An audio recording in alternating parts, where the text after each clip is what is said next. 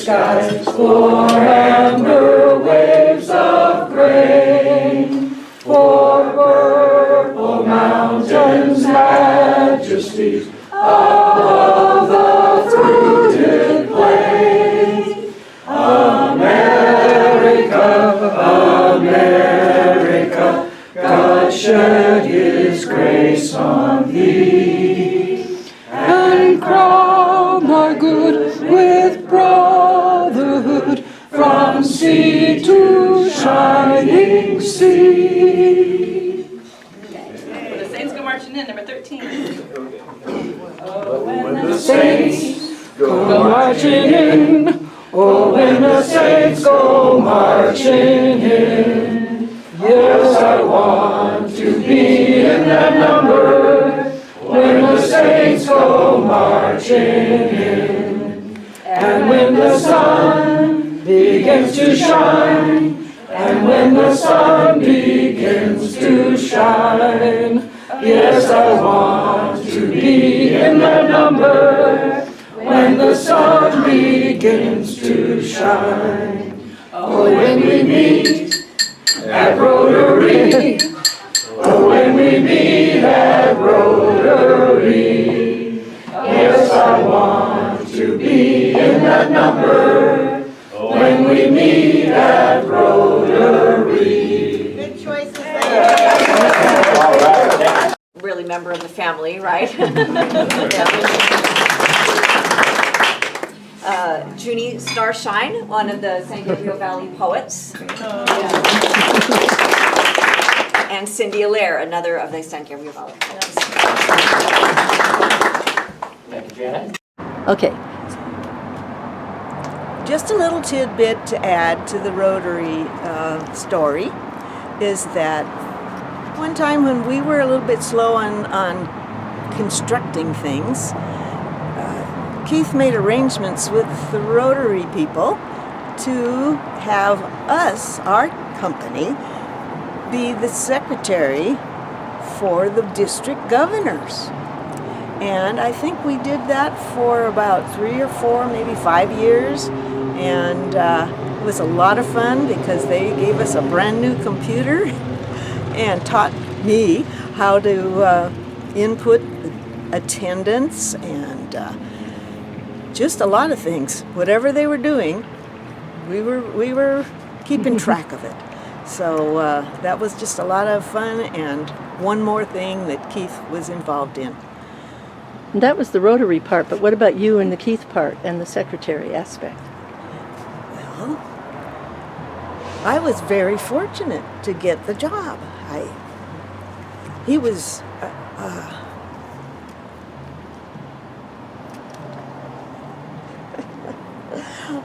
anyway, he interviewed a bunch of people and this and that, but his wife, Eileen, kind of looked over the things too, and she said, this one will be fine, because she You?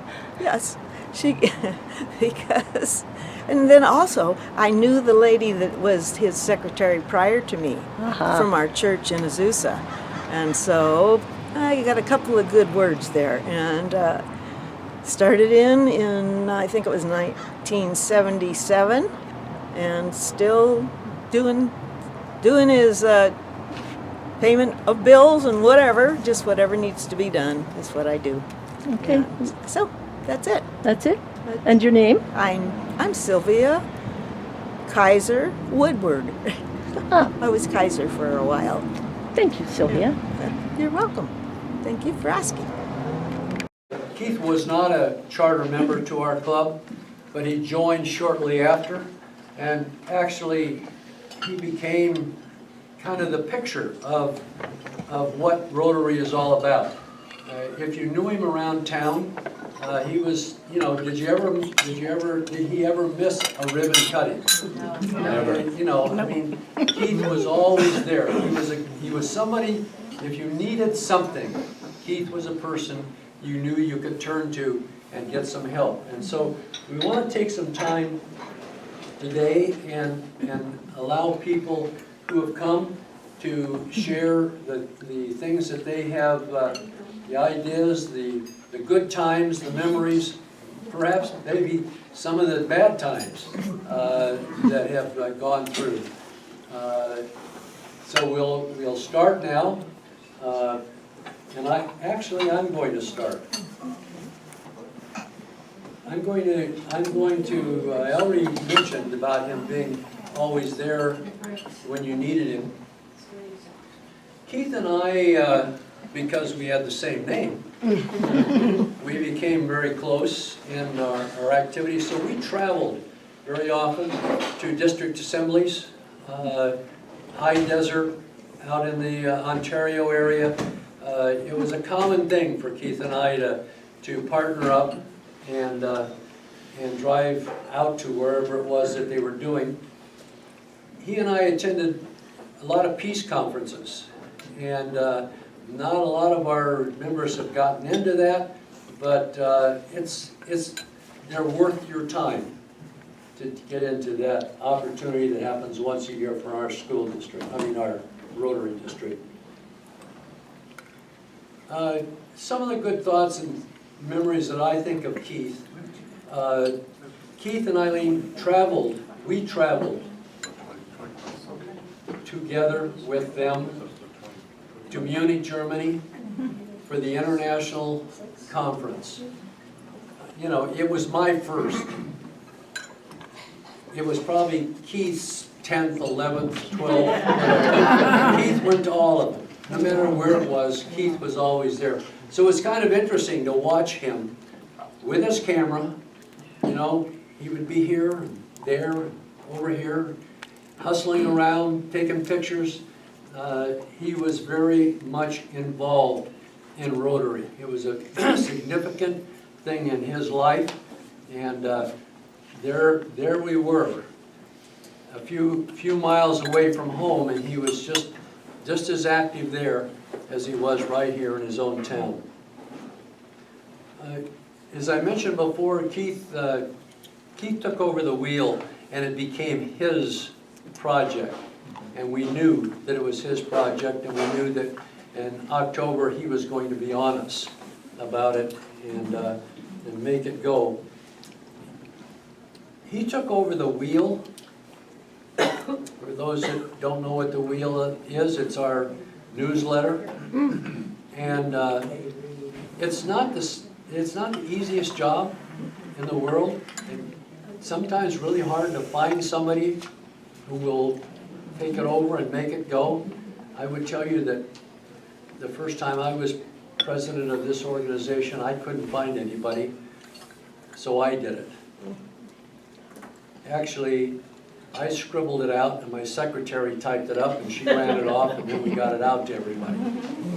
Keith took that over after we had some of our members who were really into making it happen, and Keith took that over, and it became a significant thing in our lives as well as him.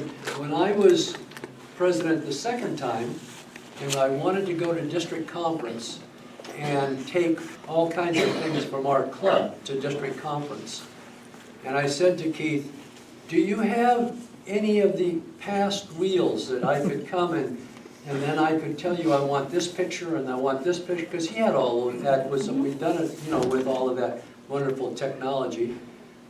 And goodness gracious, go up to his house, go into the little room, sit down, opens the file. I think he had every wheel from the beginning of time in there, and to go through all of that stuff, I mean, we put together a really good picture. I want to share a time that was significant to me because he asked me. He made an appointment to get his driver's license. He's like 90-some years old. I'm thinking, he's going to get a driver's license?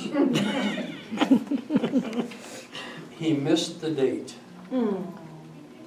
So he called me on the phone and he said, Keith, would you mind taking me over to get my driver's license because I missed my date?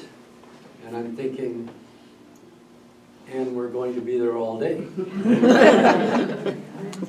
We got up early in the morning, got in the car, drove over there, waited in the car outdoors until the doors would open.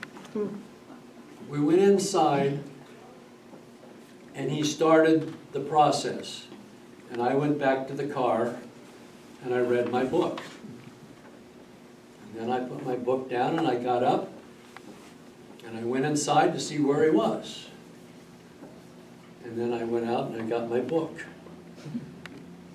After several of those, and perhaps hour or hour and a half, I went in and there he was.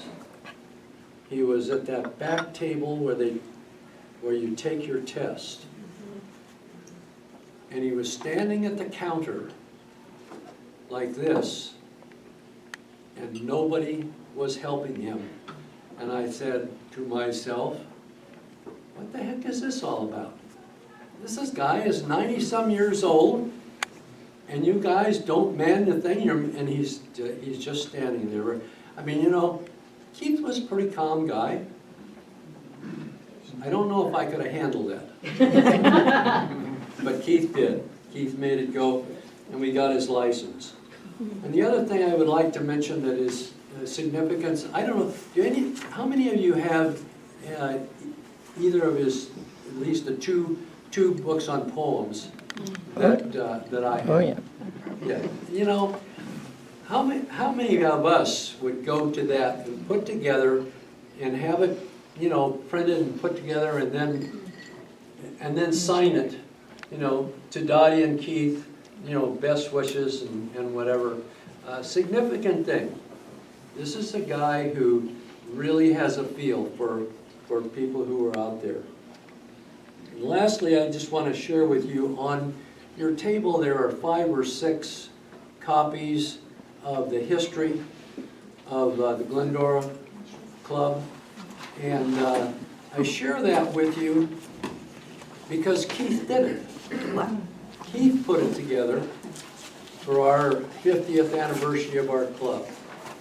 And again, this is this guy who just seems to always be there and always does things for you that you may not expect to happen. The only thing that's missing, we got this for the 50th, so obviously there's some things since that time that are not in there.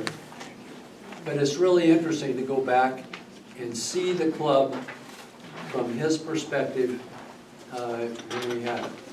All right, now we're ready to have people come up here and share thoughts, ideas about Keith Van Vliet. So, Gary. Okay, I'll start. Since Halloween is a couple of days away, again, we could all spend hours talking about Keith and different stories, and Keith has always been extremely supportive of me since we first met. But I've got to share the story that he has been in charge of this Halloween carnival forever. And last year, he comes to me and says, Gary, I just can't do it this year. Will you take care of it? Will you make sure that everything is handled? And I go, sure, no, not a problem. Well, if you've ever been to the Halloween carnival, it's basically little kids coming up, throwing a basketball in a hoop. We rebound the ball, give it back to them, and then hand them a little ticket. Keith has always scheduled 4 people to man that booth for 1 hour each, so 12 people throughout that evening. So last year he says, can you take care of it? Well, I'm there pretty much every year, and I'm going, we don't need 12 people. So last year I scheduled 4 people for the whole evening. So 2 people to handle the first hour and a half and 2 people to handle the second hour and a half. I get a call from Keith that says, why don't you have enough people there? And I'm going, well, Keith will take care. He said, no, I will be there You didn't handle this for me? I cannot believe I left this in your hands and you blew it. I will be there. He showed up Halloween night and he took charge of that thing. And I'm guessing he called people because a number of people showed up that evening. But it just shows the passion that this man had for something that, I mean, it's important, but that little part of everything that we do was so important to him that he made sure that it was not messed up, that I did not mess that up. This time he gave it up for years, and so this year, don't you dare mess it up. Anybody else at this table here would like to share? Yes. Joe, I'll get to you. Okay. I am eating.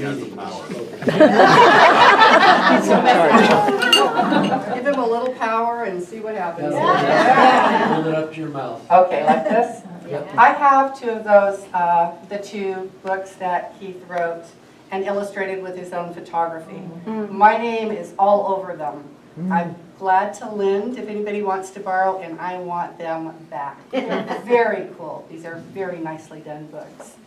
So, I got to know Keith well when we went to district conference, exactly like Keith number 2. You're gonna move up now to Keith number 1, but you've been Keith number 2 for many years, you know that. Keith the younger. Okay, yeah, number 2 is the number whatever. But we met in San Antonio when I went to the to the Worldwide Rotary Conference, and it was really a wonderful time to spend with Keith and Eileen. We went to a little museum, just the three of us, that was, had to drive about an hour out of the way, but they had some beautiful Monets and Manets and things that you just wouldn't think little San Antonio would have in a museum. So I was just having so much fun looking at this small collection of very fine works of art. And I turn around and there's Keith photographing the water system. Because it was a building that had been turned in from like some sort of a cow herd thing into a really fine museum. And there he was taking his photographs of the water system and the way they hit it. And he was just enthralled with, look what they did here. That this is one interesting dude. So, and he indeed was. I further got to know him when at that conference I found the Focometer project, and I guarantee you, I asked Keith, I was coming in as the new president early before my term really should have happened, and so I asked Keith to please go look at this in the hall, the great hall that had all these wonderful projects, and if he had not come back and said, this is a good thing, go for it, we would never have this project. But he was, you know, in favor of it, and indeed went to Houston with us for the first training. We went to a dry county in Houston. Well, Keith took care of that. So I am going to be honest with this too, because Keith was a very honest man. And I cannot say just positive things about him. I have to tell you, he had one major flaw. That was the man had a atrocious taste in wine. If you have ever had him over or gone to his house, you best be able to drink that pink liquid, $2 check. $2 chuck, white Zinfandel, liquid cotton candy thing that he just loved. And you best pour him a glass of it. Not a little glass, a glass of it. And he loved that stuff. Other than that, he was just a wonderful man, and we're all better for knowing him.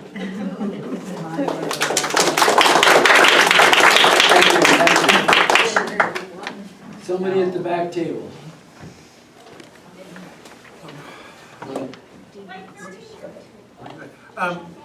Keith was such a gentleman. I've said before many times, Keith's picture could be next to the word gentleman in the dictionary. That's right. Such an even spirit, such a great heart. His poetry and able to express himself blessed our club, blessed the city. He was the poet for Glendora, not just for us. And he's going to be so missed. Keith has called him before a Renaissance man because he was skilled in so many areas, from building to writing, and that's such the scope of that is so far. But as a former pastor, there's a Bible verse that to me describes his life. It's in 1 Thessalonians, it's chapter 4, verse 9 to 12. Now about your love for one another, we do not need to write to you, for you yourselves have been taught by God to love each other. And in fact, you do love all of God's family throughout Macedonia. Yet we urge you, brothers, to do so more and more, and to make it your ambition to lead a quiet life. You should mind your own business and work with your hands just as we told you, so that your daily life may win the respect of outsiders, and so you will not be dependent on anybody.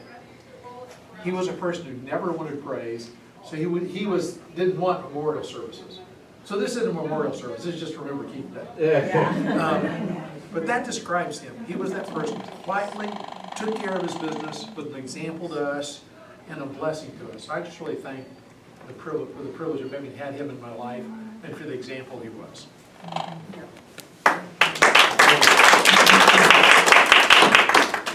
Anybody else back there? Yes, young lady. I'm gonna go right, you'll go first. Who's going first? I didn't see you raise your hand. You need to hold it close to your mouth. Okay, it's a very personal experience that I'll share with you because it was really fun. Over the years, with all my Rotary connections with Keith and I enjoying the company of both Keith and Eileen, Bob Lors was often in the picture, and Bob would talk to me about sailing because he knew that as a young person I had gone sailing. And he would always ask Ed and I to go sailing with him. And Ed was not too big on the whole idea, so we never did it. But after Ed passed away, Bob kept asking me again to go. So I had a very special day with Keith Van Vliet and Bob Lors sailing. And it was, in a sense, kind of comical because all three of us had some disability. At the time, I had not had my hip replaced, so I wasn't walking too good. Keith had a little trouble with the tremors. Bob couldn't remember how to get there. So the trip down there, Keith would tell Bob where to turn, which freeway to get on and how to get there. And on the way, he gave me a really good history lesson on the building of the big bridge down in San Pedro, which is a long-time project, and they've been watching it from the water as well as from the car. So we got down to the dock, we go down and we get on the sailboat. Keith is the man at the tiller, because Bob can still move, and so he's the one that does all the things with the lines and everything. And I got to spend a day sailing with them all around San Pedro Harbor, looking up at those big steamboats and steamships, I should say. And it's a memory I will never forget. I have lots of memories with Keith in different ways, but he was fascinated with that bridge building because of all of his architectural background. And this is... Most of you know that I'm a high school teacher and trying to retire this year. But for about 14, 15 years now, one of my projects was called Books for Babies.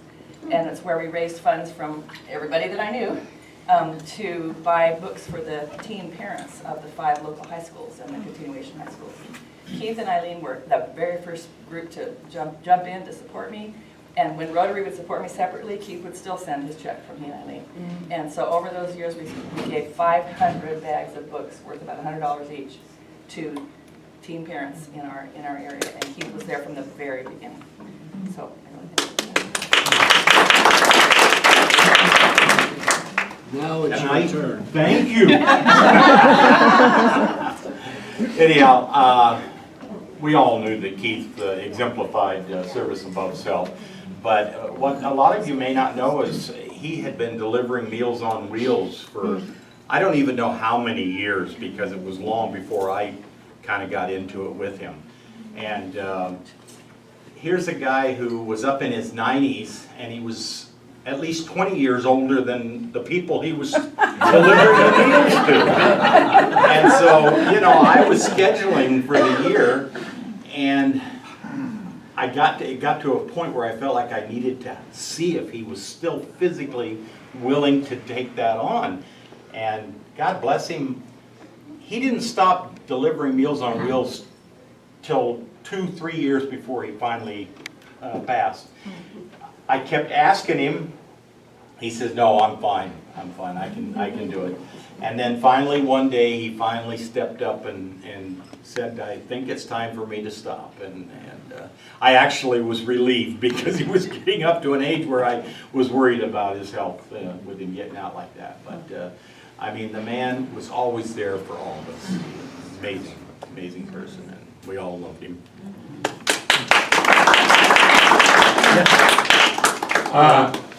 I'm standing.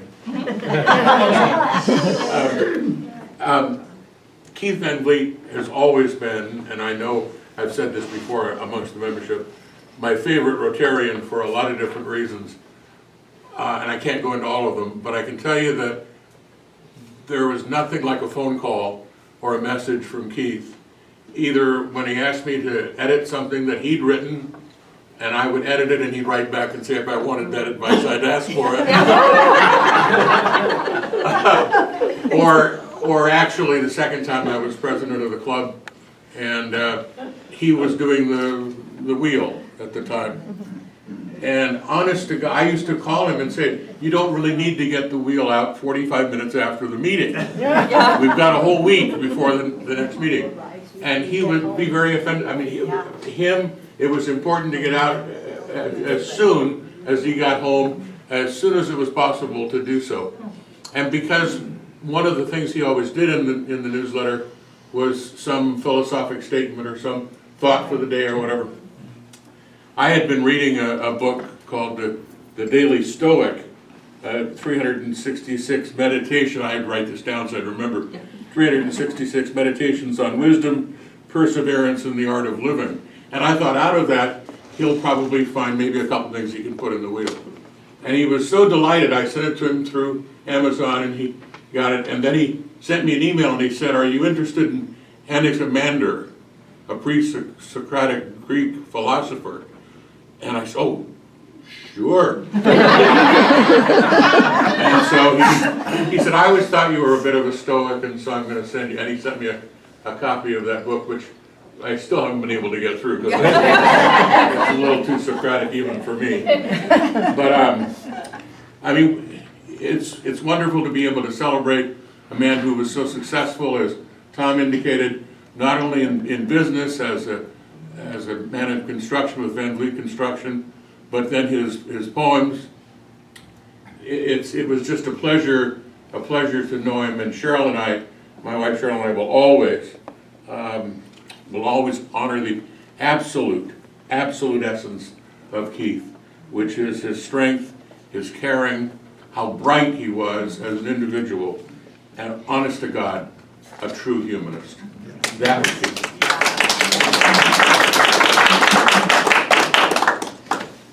Jim, go ahead. When I think of Keith, I always have to think of Eileen, because she did a lot of terrible work too. I always remember doing the blankets for the HIV people and all that. But my last memories of Keith and like that is my uncle decided I better go to the gym and start working out and try to get some flexibility. And so I go down to LA, the fitness center here, and there's Keith. And I said, "Oh, I'll just look at him. He's 90-something years old. And how much could he do?" And I looked there and I said, "Uh-oh, I don't think I want to be around, because I'll be embarrassed, because I couldn't believe how much exercise he did, and stretching, put his leg over his head, and this and everything like that." And I thought, wow. And then about 6 months later, I was there, and we were talking. He says, "I think I'm going to have to give this up." I said, "Why?" And he says, it used to only cost me $50 a year, because he used to get at Valley, and I think they transfer over here." And he said, I think they think this is a lifetime is over now. But I just could not believe how he would go almost every day and the exercise. I mean, the machines, the weights he would push and everything. At 90 something, I thought, oh, he was inspirational like that, so I still go now.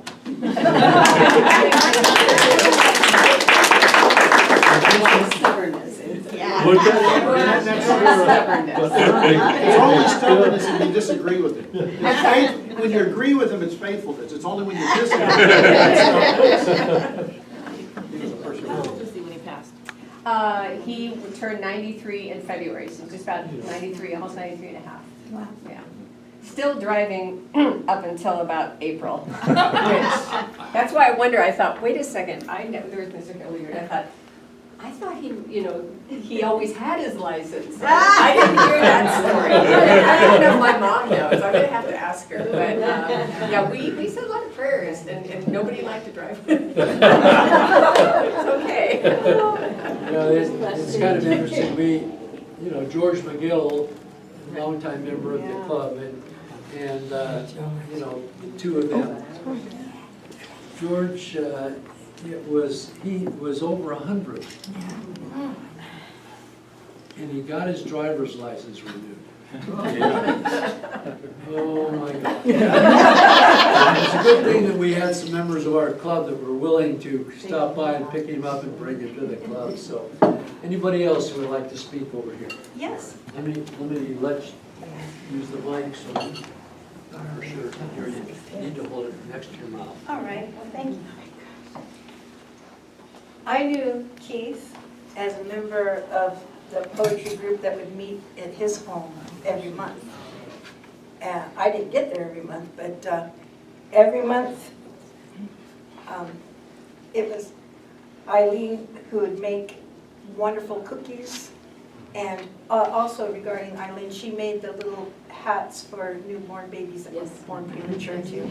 She was always a presence off in the side room and fun to visit with. But Keith was a marvel. His brilliance was absolutely astounding. And I have a poem that he wrote. And unfortunately, I can't show it. Well, you can look at it afterward. This is him on the sailboat that you were talking about. And this is a poem he had written called How. How do you wish to live? By sincerely admiring beauty, you become more beautiful. When you truly appreciate the creative of others, your own creativity grows stronger. Act with respect towards others, and you will respect your own self more freely. Be generous with those around you, and you'll find that life is more generous with you. Spend time in peaceful surroundings, and you'll continue to carry that peace within yourself. Listen to someone who is filled with positive passion, and that passion will find a place in you as well. The way you live can have a great influence on the way you are. You carry within you the lasting echoes of the people, things, places, and experiences to which you have been exposed. The choices you make in this moment can affect your life long after this day has passed. So fill this moment with beauty, love, friendship, accomplishment, admiration, and passion.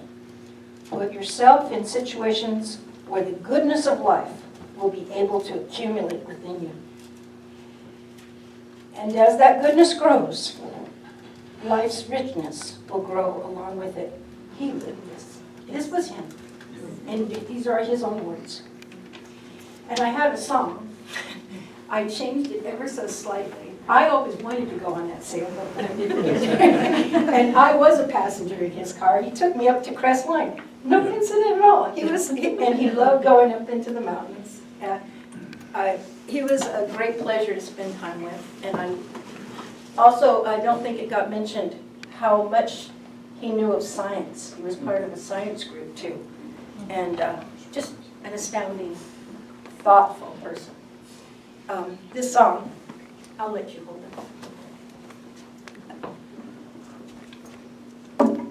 This was written by, oops, I'm sorry. Oh, Xander Dropped the Huff. walking stick. Here we go. Here, just hand it to me. There you go. This song is a Tom Paxton song, but I changed it ever so slightly.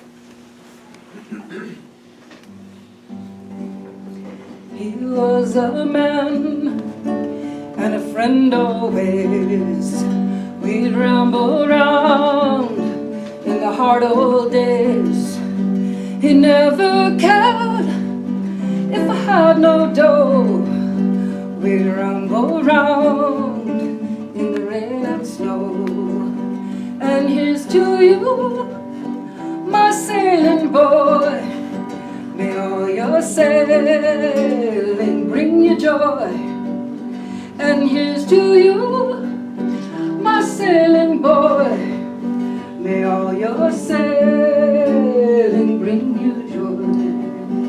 In Tulsa town, we chanced to stray. We thought we'd try to work one day. The boss said he had room for one. Said my old pal, we'd rather bum. And here's to you, my sailing boy. May all your sailing bring you joy. And here's to you, my sailing boy. May all your sailing bring you joy. He left me here to carry on. My dear old pal is dead and gone. But if we die and we go somewhere, I bet you $1 he's sailing there. And here's to you, my sailing boy. May all your sailing bring you joy. And here's to you, my sailing boy. May all your sailing bring you joy. May all your sailing bring you joy.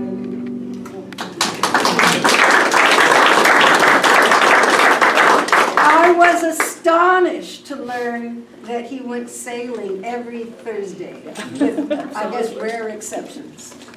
Amazing, amazing. And him and Bob, too. And I'm glad you got to go along.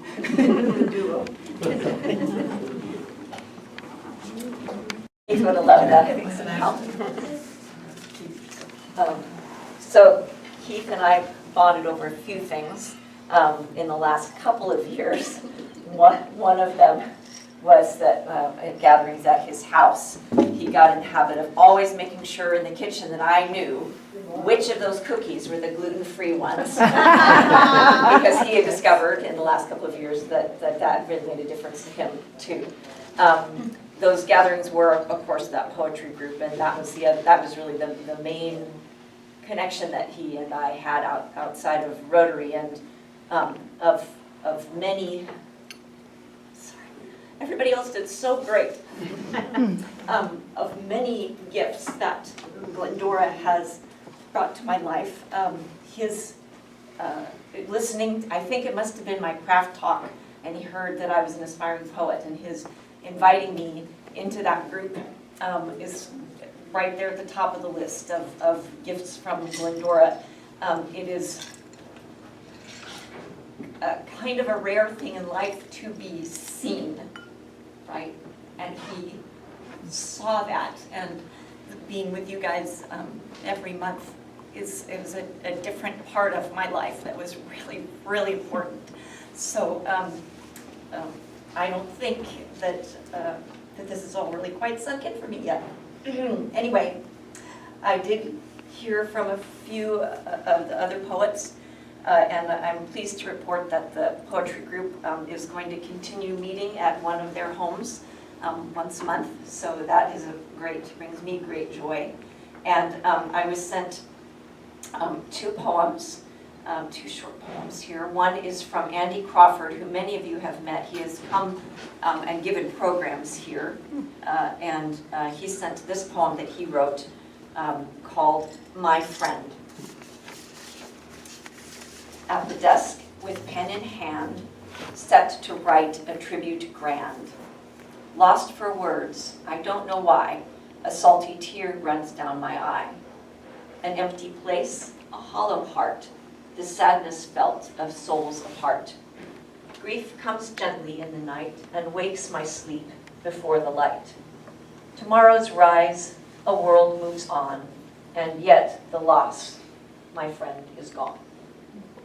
That was Andy Crawford, and also sent home was Andre Mahoney, and hers is called Sir Keith is Here. Each fourth Saturday, seated each month in his north-facing chair, waits quietly to begin. Chooses the poet to his right. What do you have for us today? Continues clockwise around the living room. So much has been said with unique sounds, the products of our appreciations and understandings. Then time comes for home-baked cookies, fresh brewed coffee, and joyful conversations. Round 2 begins soon, sharing of worthy insights. Acceptance reigns again. Time to continue. In memorandum indefinitely. Infinitely. That's beg your pardon. I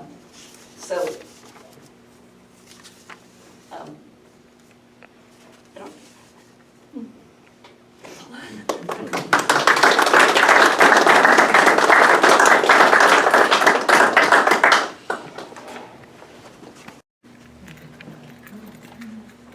I stand here before you as poetry in motion. It's a little different. It's a little different than what we grew up with in the song. But Keith loved Zanderhoff. He loved my continuous, don't know what she's going to come and do next kind of a thing. And Zanderhoff, many of you have enjoyed the carving and probably had a little bit of curiosity about him. I would come to the poetry meetings, and I had this little bag in which there are messages from Zanderhoff. Don't get scared. And Keith loved it. I would pass these around the room to people and have them read what was on the card, as though the words were coming from them. So I'd like to choose somebody to take a random card and read it, as though it's coming from you. It's on the other side, you will read. My writing.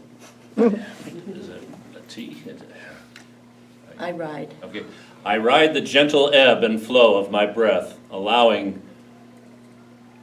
the toehold of that which I am to hear, the clear voice of wisdom's ever available, always accessible guidance. Okay. I'd like to offer one to Keith's daughter, if you're up to it. Okay. I can get my glasses, hold on. Okay. If you were having problems with it.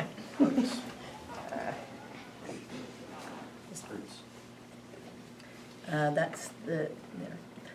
The silent witness within considers only that which is relevant. I thus remain attentive to this position of inner peace and deep knowing that all good is available to me now. Okay. So this is the kind of wisdom that comes from the heart of Zanderhoff, that comes from the soul of poetry, that comes from a place where we met each month with the privilege of being in your parents' home. I met some of you at the 70th anniversary of Keith and Eileen, which I happened to end up being the photographer for that. And if any of you have not seen it yet, you can see a video of that, of photographs, not a video, but a video of photographs on YouTube. Just look up Junie Starshine. You can even just look up Keith and Eileen, and it'll probably pop up on YouTube. It's 17 minutes long, of a lot of people that you will recognize, you know. So this is what, I did not come prepared with a poem of Keith's like Cindy did. Very well done. We found out last night that this was going on this morning. And so here we are. I came down from Crestline, and I'm as privileged to be here as I felt the privilege of being in the Van Vliet home and on those Saturdays. I made the effort to come down here every month as much as I could. And I arrived usually on Starshine time, which was, we started at 10 and I'd get there around 11. And please be proud of me, I was here by noon today. It actually happened. I think Cindy was impressed. So we will miss our Keith. We called him Sir Keith, that's why that reference was in there. Somehow we dubbed him as that. He was our leader, and it was just our treasure. And we're so, I love feeling the Keith that is here with us now. I loved hearing about him from each of you and feeling his energy, and he always was so proud of the Rotary. And then he did do in the Glendora, it's called the Glendorian? Glendoran. He did do the history of the Valley Poets. There was a series of, was it six? And so if you haven't read that, it's a treasure, and he worked hard. He was very big on history. He was very big on sharing information with us. I will be finding my videos to upload of, I have a wonderful one of your father in the living room. A really nice expression from him that I took. I used to be, actually, ready for this? Shy. But no, I didn't used to be shy, but I used to be shy about bringing the camera out. I never asked anybody today. I just pulled the video out and was videotaping all of you. But I did capture him that day. We had an opportunity at the library, the Glendora Library, to have poetry meetings there, and I made a really strong effort a couple of, was it 2 years ago, I think I did all those panels. I did an honoring of him at that time, with him, for him, and I think he appreciated it. Janet facilitated us having that gathering. Yes, Janet was definitely our Librarian. open door to that. It was wonderful. And so I'm not taking over any leadership here, but I don't know about anybody else, but I'd really like to hear just a little bit more from Vicki. Am I the last one? Sure. Well, I was going to ask to thank you. The teacher in me has to go back here. I can project. I can project. Thank you so much. I realized this was a break with tradition, and that was not lost on us at all. I really, really appreciate it. Just to add some reality to some of your, not that your memories weren't real. We didn't talk about the Halloween. We didn't ask him about the Halloween. We just knew to stay away. And then November 1st, my mom and I would kind of, okay, good, we got your father back. And I know that. I thought, why you don't need 12 people? But no. So we just kind of said, yes, he's going down to the park.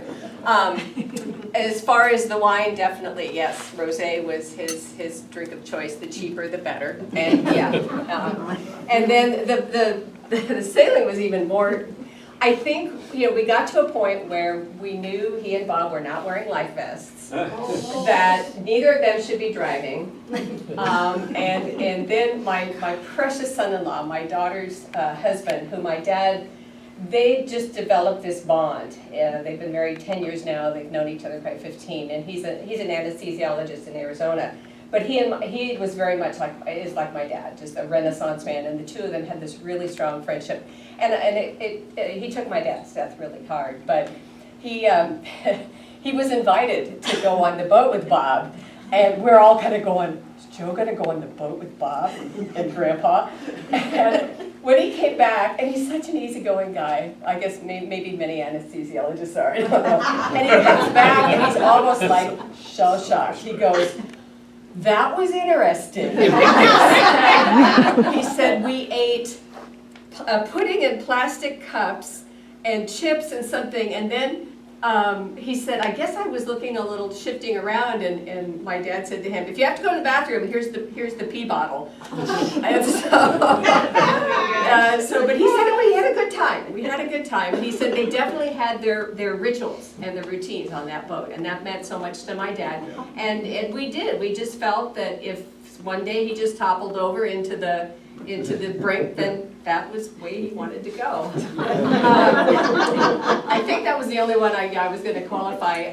The last one, as you might know, and as far as my parents' 70th, if you didn't get an invite, I am so sorry. That was back in 2015. They insisted on doing the invitations themselves.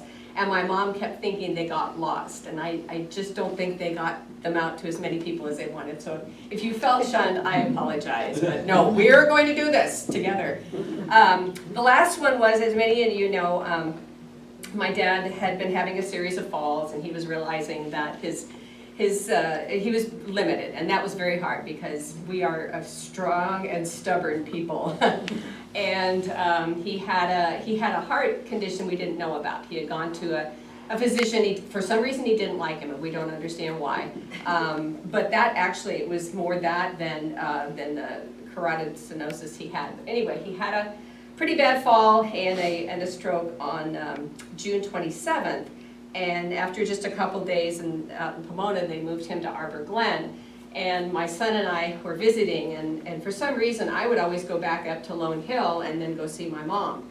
And my son always would go to the west, and so this was right about July 3rd or so. And we were driving, and we go past all the flags, what was it, Field of Heroes or something? Yep. And he goes, "Do you think we should tell Grandpa that they've got it handled?" And I said, "No, because he'll try to get up and do it."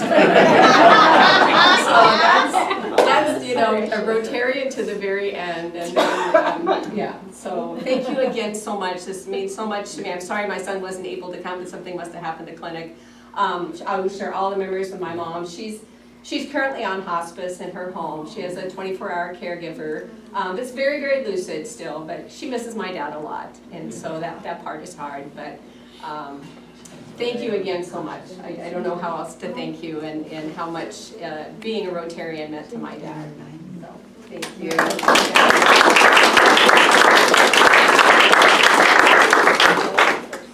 It was interesting, the conversation about the sailing. Before he moved his boat to San Pedro, he was just across the dock from us at Dana Point. And the interesting thing that you mentioned about was that we had a boat that was just about the same size. It was a 27-foot boat. But our boat had Bathroom. It had a head in it. Yeah. It also had a little, kitchen type thing. I mean, small things like a camper shell, but it was comfy. And but we knew that when Bob went out sailing that it was the bucket or nothing at all.